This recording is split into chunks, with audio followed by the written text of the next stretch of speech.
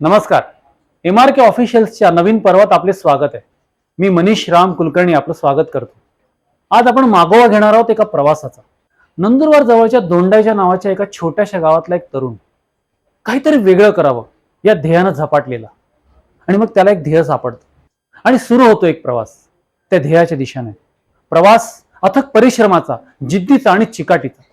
आणि त्याचाच हा प्रवास पुढे नेतात त्याची दोन हुशार, मेहनती आणि टॅलेंटेड मुलं.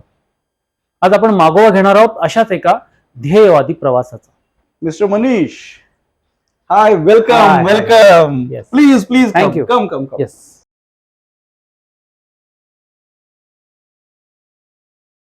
शरदचंद्र कुलकर्णी हाच तो ध्येयवेडा माणूस आणि तितकीच डेडिकेटेड आणि पॅशनेटेड अशी त्यांची दोन मुलं, शांत आणि पद्मनाभ. ह्यापैकी आज आपल्या सोबत आहेत मिस्टर शांत कुलकर्णी, मॅनेजिंग डायरेक्टर पद्मांशा. मिस्टर शांत कुलकर्णी, तुमच्या मते पद्मांशाच्या या भव्य यशाचं रहस्य काय? नमस्कार. ॲक्च्युली हे यश तसं म्हटलं तर माझं एकट्याचं नाही म्हणता येणार, हे अख्ख्या फॅमिलीचं आहे. कारण अगदी आईपासून सगळ्यांनी याच्यात सहभाग घेतला होता. म्हणजे आई रिटायर झाल्यानंतर जवळजवळ 5-6 वर्ष तिच्याकडेच सगळं मॅनेजमेंट होतं. कारण ती मेट्रन म्हणून रिटायर झाली, तर त्याच्यानंतर तिच्याकडे त्याचा भरपूर अनुभव होता की कशा तऱ्हेने सगळं सिस्टीम चालवायची असते, काय करायचं, हे सगळं त्याकडे भरपूर अनुभव होता. तर त्याचाही आम्हाला खूप फायदा झाला. आपण तुमच्या आईंबद्दल जरा बोलूया, त्यांच्याबद्दल थोडं सांगा. आई म्हणजे हां. शारदा शरदचंद्र कुलकर्णी. आजही तिचं म्हणजे त्या जे हॉस्पिटलमध्ये म्हणा, अजूनही ते तिचे बरेच सगळे स्टुडंट्स जे आहेत ते ॲक्च्युली होती सिस्टर ट्युटर. म्हणजे सिस्टर्सना ती शिकवायची आणि रिटायर होताना ती मेट्रन होती. ओहो. आपलं जे हॉस्पिटलच्या समोर जे पोलीस हॉस्पिटल आहे त्याची ती मेट्रन म्हणून रिटायर झाली. अरे वा. त्यामुळे तिला खूप वर्षांचा मॅनेजमेंटचा खूप चांगला अनुभव होता. ती अजून पण ती म्हणजे फिरायला जायचं म्हटलं की लगेच तयार असते. म्हणजे 85 वर्षाचं वय असतं नाही, तिला अजूनही भरपूर म्हणजे तारुण्य आहे. क्या बात, क्या बात. म्हणजे तुमच्या पद्मांशाची जी मुख्य प्रेरणा स्रोत आहे ती तुमची आई म्हणजे शारदा शरदचंद्र कुलकर्णी. बाबा आणि आई दोघेही. क्या बात. बाबांनी हे स्थापन केलं सुरू केलं आणि आईने ते पुढे नेलं. होय होय. ते आई बरोबर म्हणजे आई पण बरोबर होती. त्यामुळे आम्हाला भरपूर सुरुवातीला भरपूर ती सगळं बघायची. मी बाहेर फिरायचो आणि ती मॅनेजमेंट खूप वर्ष तिने 4-5 वर्ष तिने पूर्णपणे वेळ दिला. पूर्ण वेळ म्हणजे आज पण लोक विचारत असतात तुमची आई कशी आहे, काय आहे. म्हणजे आपण जे म्हणतो ना की जे सतत कार्यशील व्यक्ती असतात त्या सतत कार्यशील असतात. होय, त्यांना होय. रिटायरमेंट वगैरे त्याचा काही विषय नसतो. तशा तुमची आई. Yes yes. होय होय. Very nice. त्यानंतर 2003ला माझा भाऊ पण मला जॉईन झाला. पद्मनाभ. हा, माझा भाऊ पद्मनाभ शरदचंद्र कुलकर्णी, तोही मला जॉईन झाला. आणि तो ॲक्च्युली होता सॉफ्टवेअरमध्ये आणि मी हार्डवेअरचं काम बघायचो. ॲक्च्युली आधी मी दोन्ही बघायचो, पण मग तो आल्यानंतर मग मी हार्डवेअर बघतो आणि तो सॉफ्टवेअर बघतो. असं एकूण आमचं 2 डिवाइड झालं. त्यानंतर मग त्याचं लग्न झालं, मग त्याची मिसेस पण यायला लागली. अच्छा. असे सगळेच आमचे घरातले असल्यामुळे ते एक फॅमिली बिझनेस सारखं झालं. अगदी. तुमच्या शिक्षणाबद्दल सांगा. तुम्ही तुमचं ग्रॅज्युएशन कुठे झालं? मी डिप्लोमा भारतीय विद्यापीठ तुर्भ्याला केला होता, म्हणजे वाशीला केला, न्यू बॉम्बेला. आणि त्यानंतर बी जे आहे म्हणजे बी इंडस्ट्रियल इलेक्ट्रॉनिक्स ते भारतीय विद्यापीठ पुण्यावरून केलं आहे. अरे वा. आणि 1991ला मी बाहेर पडलो. तर बाबांचा आधीपासून व्यवसाय होता, त्यामुळे मग त्यांचा जो व्यवसाय होता तो ॲक्च्युली बोरवेलचा सर्व्हेचा होता. बरोबर. तर तेव्हा आमच्या लक्षात आलं की बोरवेलमध्ये ऑटोमेशन नाही आहे. तर मग त्याच्यावरून असं थोडंसं लक्षात आलं की जर का आपण इलेक्ट्रॉनिक्समध्ये जर बोरवेल पॅनल बनवले तर त्याला भरपूर वाव आहे. अच्छा. तर म्हणून मग त्यातून आम्ही या व्यवसायात आलो. पण त्याच्यात पण आम्ही मग पुढचं इनोव्हेशन हे होतं की पूर्वी कसं होतं की त्या बोरवेलच्या मध्ये सेन्सर्स टाकले जायचे. ओके. त्यामुळे ते 200-200 फूट खाली ते सेन्सर टाका, कारण तिथे पाणी तिथे खाली गेले की बंद करा, असं ते सगळं बरोबर केलं जायचं सुरुवातीला. पण मग माझ्या लक्षात आलं की जर का आपण इलेक्ट्रॉनिक्स वापरतोच आहोत तर मोटरची एक कॅरेक्टरिस्टिक आहे की बोरवेलला पाणी जेव्हा संपतं हम्म. तेव्हा ते मोटरचा करंट कमी होतो. हो.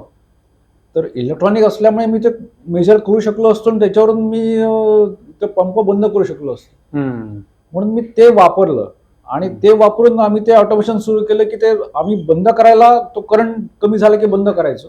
हम्म. पण मग चालू कसं करायचं, कारण खाली आम्हाला कळणार नाही की बाबा किती पाणी खाली झालं वर, कारण बोरवेलमध्ये कळत नाही आतमध्ये काय चालू आहे. बरोबर. म्हणून मग आम्ही त्याला टायमर दिला, म्हणजे चालू करायला टायमर दिला. हो. त्यामुळे ते चालू व्हायला टायमर वापरायचं, म्हणजे आम्ही त्याला 1 मिनिटापासून 2 तासापर्यंत असा टायमर दिला होता की बरोबर. आपल्याला पाया तेवढा सेट करता येईल. आणि करंट सेटिंग पण ऑटोमॅटिक दिलं होते आम्ही. ते तुम्हाला ते करंट सेटिंग करता येते, जे पाणी कमी होतं ना, जेवढं पाणी करंट कमी झाला की तो बंद होईल.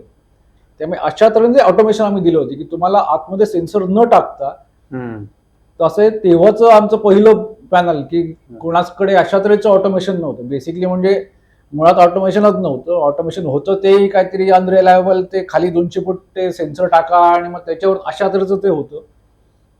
मग आम्ही हे नवीन एकदमच वेगळा प्रकार आणला की त्याला तुम्हाला सेन्सर न टाकता हो.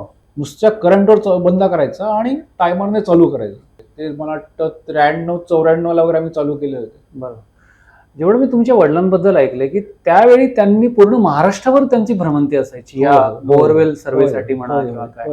म्हणजे तो जो परंपरागत एक प्रकारचा तुमचा सर्वे होता, त्याला तुम्ही अतिशय असं ऑर्गनाइज्ड आणि सिस्टमॅटिक असं एक स्वरूप तुमच्या इलेक्ट्रॉनिक बेसिसने दिलं. बेसिकली ते सर्व्हे करायचं, म्हणजे कुठे पाणी लागेल ते बरोबर, वॉटर लेवल. आणि माझं थोडंसं ऍक्च्युली कसं होतं की पहिला हा प्रश्न होता की कशा तऱ्हेने कुठला बिझनेस करायचा. बरोबर. हा एक बेसिक प्रश्न होता की स्वतःवर अवलंबून, म्हणजे कसं होतं की त्यांचं त्यांच्यावर अवलंबून होतं की ते असले तरच ते होणार. हो हो बरोबर. हा एक बेसिक होता. मग आम्हाला त्याच्यावर असं होतं की आपण नसतानाही ते चालू शकलं, असं करायचं असेल तर काहीतरी मॅन्युफॅक्चर बेस असलं. बरोबर आहे. बरोबर. की जेणेकरून आपण असो नसो ते ऑटोमॅटिकली ते होत राहिलं, चालू राहिलं पाहिजे. म्हणून मग ते मॅन्युफॅक्चरिंग सेटअपसाठी म्हणून आम्ही हे सुरू केलं की एक पॅनल चालू करूया की जेणेकरून त्या पॅनलमध्ये आपल्याला काही न करता आपण एकदा करून दिलं तर ते लोकांना फक्त शिकवलं की ते त्याप्रमाणे ते करत राहतात. सेटअप झाल्यानंतर मग त्याचं सगळं ते सेट करायला लागलं की आणि ते सगळं शिकायला लागलं, कारण आम्हाला याचं मॅन्युफॅक्चरिंगचा सेटअप कसा करायचा, काय करायचं याची काहीच माहिती नव्हती. पण हळूहळू आम्ही ते शिकत गेलो, टक्के टोणवे खात शिकत गेलो. त्यामुळे आता हळूहळू बऱ्यापैकी म्हणजे ते सिस्टीम्स सगळ्या आहेत. त्यामुळे आता असं आहे की आता फार काही बघायला लागत नाही. ते त्या डिपार्टमेंट्स आहेत, त्यांचे रिपोर्ट्स तयार होतात, डेली रिपोर्ट्स असतात, ते आज काय करणार आहेत ते फक्त बघितले की त्यांच्यावरून त्या डिपार्टमेंटमध्ये कोण कोण काय काय करणार आहे हे आपण बघू शकतो. म्हणजे आपल्या एका ठिकाणी बसून ते आपण त्यांना कंट्रोल करू शकतो. थोडक्यात ज्या गोष्टीमध्ये काही सिस्टीम नव्हती, काही त्याच्यामध्ये लोकांना अशी एक सिस्टमॅटिक यंत्रणा नव्हती, अशा ठिकाणी त्यांनी एक प्रकारे R&D रिसर्च करून एक अक्षरशः शून्यातून विश्व निर्माण करण्यासारखा हा प्रकार आहे. कारण कसं आहे ना, एक तर महाराष्ट्रामध्ये आपल्याला माहिती किती दुष्काळग्रस्त भाग आहेत जिथे पाण्याची केवढी कमतरता आहे. तर अशा ठिकाणी हे एक वेगळ्या प्रकारची संजीवनी या प्रकारे तुमच्या या इन्स्ट्रुमेंटने दिलेली आहे. होय होय वादच. शांत सर, पद्माशा इथपर्यंत जे पोहोचले ते कुठल्या बळावर पोहोचले तुम्हाला वाटतं? कुठलंही काम करताना आपलं नाम खराब व्हायला नको हे महत्वाचं असतं. बरोबर. त्याच्यावर पूर्ण लक्ष. आपण जगाशी जसं वागू तसं जग आपल्याशी वागणार आहे. बरोबर आहे. म्हणजे आपल्या संतांनी जसं म्हटलंय की आपल्यावरून जग ओळखावे, अगदी अगदी जगाशी वर्तावे, सत्य तेच.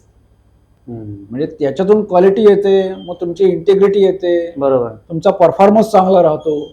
आपण जे काही करतोय, जे काही देतोय, जर कोणी म्हटलं की अरे तुम्हाला तुमच्या याच्यात प्रॉब्लेम आहे, तर जनरली सगळ्यांचा म्हणजे हे आमचा प्रॉब्लेम नाही, किंवा हे नाही असं, किंवा हे कारण ते कारण. बरोबर.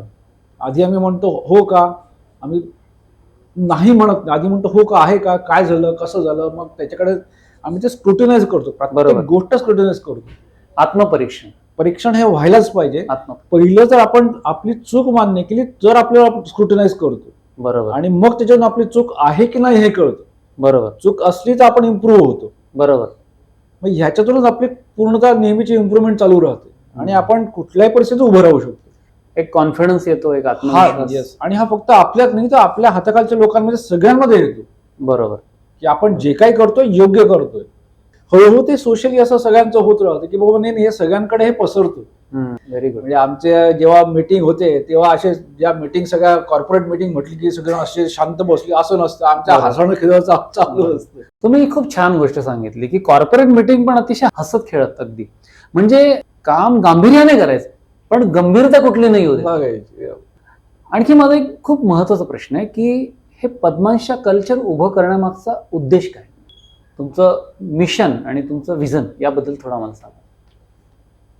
आमचं विजन असं आहे की आमचं जे काही हे आहे म्हणजे आम्ही आहोत पाण्याच्या रिलेटेड काम करणारे लोक. बरोबर. तर ह्याच्यामध्ये ग्लोबल वॉटर मॅनेजमेंट बरोबर. आपल्याला एकदम रिव्होल्युशनाइज करायचे. पण ते कसे करणार तर थ्रू ऑटोमेशन. आता ऑटोमेशनचे पुढे गेलोय तर आपण आलोय AI वर, किंवा तो जो काही ऑटोमेशन मधून डाटा निर्माण होतो तो डाटा घेऊन त्याच्यावरून AI वापरून आपल्याला ते परत आपण जे काही वापरतोय ते गॅजेट कशातरी इम्प्रूव्ह करून त्याचं परफॉर्मन्स इम्प्रूव्ह करायचं, सेव्हिंग, वॉटर सेव्हिंग करायचं, इलेक्ट्रिकल सेव्हिंग करायचं, या सगळ्या गोष्टी त्या AI मधून आपण करू शकतो. आणि मिशन बद्दल जसं आता मी म्हटलं की आतापर्यंत आमचं ऑटोमेशन होतं पण आता त्याच्यापुढे आता AI आलंय. बरोबर. म्हणजे हे दरवेळेला तुम्हाला ऍड नवीन नवीन करत राहायला लागणार, अपडेट राहावं लागतं. अपडेट राहावं लागणार. म्हणजे जसं आता AI आहे, AIच्या पुढे काय येईल अजून तर बहुतेक क्वांटम येईल. खरंय. क्वांटम कॉम्प्युटर्स येत आहेत, म्हणजे पुढच्या 10 वर्षात नक्कीच क्वांटम कॉम्प्युटर्स येतील, सगळीकडे ते वापरले जातील. बरोबर. त्याच्यातून येणारी जे काही नवीन टेक्नॉलॉजी असेल ती पण आपल्याला वापरायची आहे, बरोबर. ती आपल्याला इंटिग्रेट करायची आहे बरोबर. आणि त्याच्यातून पुढे जायचं आहे. श्री शांत कुलकर्णी यांच्या बोलण्यातून आपल्याला जाणवलं की एका बोरवेल सेन्सर सारख्या छोट्याशा प्रॉडक्ट मधून आज त्यांनी अतिशय ऑटोमेशन, इन्फ्रास्ट्रक्चर वगैरे सगळे जे वापरून आता त्याच्यामध्ये एवढ्या प्रकारची क्रांती त्यांनी घडवली आहे की आज 300च्या वर त्यांचे प्रॉडक्ट आज मार्केटमध्ये आहेत आणि अजून त्यांचं अपडेशन चालू आहे. म्हणजे जसं मी आता त्यांच्याशी बोलताना म्हटलो की अजून काय करता येण्यासारखं आहे, तर अजूनही काही करता येण्यासारखं त्यांच्या मनात नक्कीच आहे. आणि त्यांची ही घोडदौड आता एका प्लॅन्टवरून आता दुबई म्हणजे 7 समुद्रापार जाऊन पोहोचली आहे. आपल्याला जगभराचा प्रवास करायचा आहे आणि आता आपण हा जो पद्मांशा सोबत सुरू केलेला प्रवास असाही पुढे जाणार आहे आणि असाच पुढे जाणार आहे. आणि त्यामुळे प्रवासामध्ये थोडीशी विश्रांती घ्यायला हवी म्हणून आपण आता थोडी विश्रांती घेऊया. नमस्कार.